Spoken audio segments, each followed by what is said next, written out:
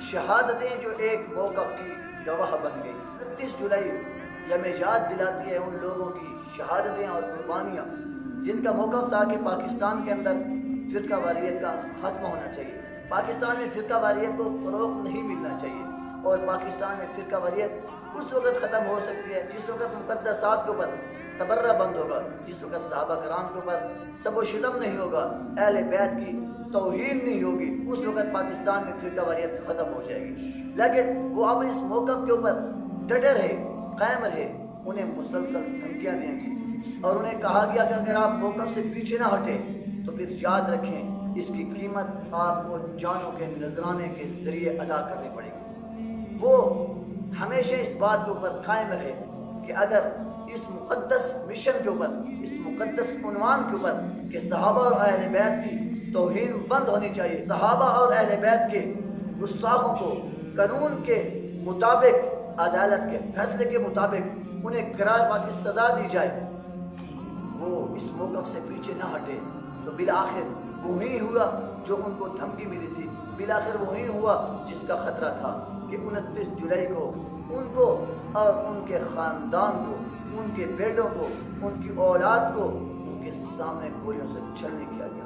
لیکن انہوں نے اس حق کی خاطر اپنی جان تو پیش کر دی، اس حق کی خاطر اپنے جوان بیٹوں کو تڑپتے ہوئے تو دیکھا، مگر اپنے مشن اور موقف سے ایک سیکنڈ، ایک انچ، ایک ذرا بھی پیچھے نہ ہٹے. ان لوگوں کی قربانیاں ہمیں یاد دلاتی ہیں کہ حق کے اوپر قائم رہنا اتنا ضروری ہے، اور حق کے اوپر قائم رہنے کے لیے قربانی کتنی ہی بڑی کیوں نہ دینی پڑے، قربانی دے دینی چاہیے.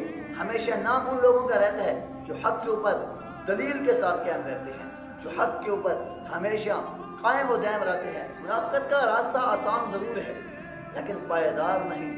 دنیا میں آپ کچھ آسائشیں حاصل کر سکتے ہیں منافقت کر کے، لیکن ہمیشہ ناکامی آپ کا مقدر رہے گی. حق کا راستہ دشوار ضرور ہے، پرخطر ضرور ہے، پرخار ضرور ہے، مگر یہی وہ راستہ ہے جس میں اطمینان بھی ہے، جس میں سکون بھی ہے، جس میں دائمی امن بھی ہے. اگر آپ بھی حق کے راستے کے اوپر قائم رہیں گے، دنیا میں دشوار ضرور ہوگا مگر آخرت آپ کے حصے میں لکھی جائے گی. آخرت کی آسائشیں، آخرت کا امن اور سکون آپ کے حصے میں آئے گا. اگر آپ منافقت کرتے ہیں دنیا کے اندر اور دوغلا پن اختیار کرتے ہیں، یاد رکھیں وقتی منفعت تو حاصل کر سکتے ہیں لیکن دائمی منفعت سے آپ ہمیشہ محروم رہیں گے. ان کی قربانی ہمیں یہ یاد دلاتی ہے کہ اپنے نظریے کے اوپر ہمیشہ امن کے ساتھ، صبر کے ساتھ، حکمت کے ساتھ اور قانون کے دائرے میں رہتے ہوئے ہمیشہ قائم و دائم رہنا، اپنے نظریے سے پیچھے نہ ہٹنا، نہ کبھی قانون کو ہاتھ میں لینا، نہ صبر اور تحمل کے دامن کو چھوڑنا، بلکہ صبر اور تحمل، حکمت، بصیرت اور قانون کے دائرے میں اپنے عقیدے اور نظریے کے اوپر قائم رہنا. اور اس نظریے اور عقیدے کے اوپر اگر آپ کو جان کی قربانی دینی پڑے تو دے دینا. فتح ہمیشہ حق کی ہوگی اور فتح آپ کے مقدر میں ہوگی. امت کے مقدسات کا احترام ضروری ہے.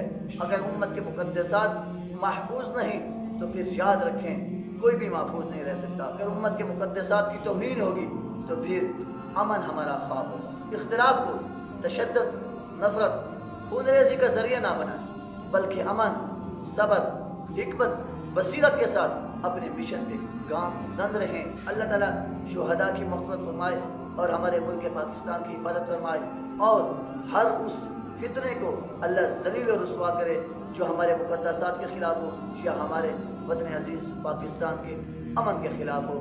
ہم آج بھی اسلام کے ساتھ ہیں، پاکستان کے ساتھ ہیں، ہم کل بھی اسلام کے ساتھ رہیں گے، پاکستان کے ساتھ رہیں گے. ہم آج بھی اسلام مخالف قوتوں کے خلاف ہیں، پاکستان مخالف قوتوں کے خلاف ہیں. ہم اسلام اور پاکستان دونوں کے ساتھ ہیں.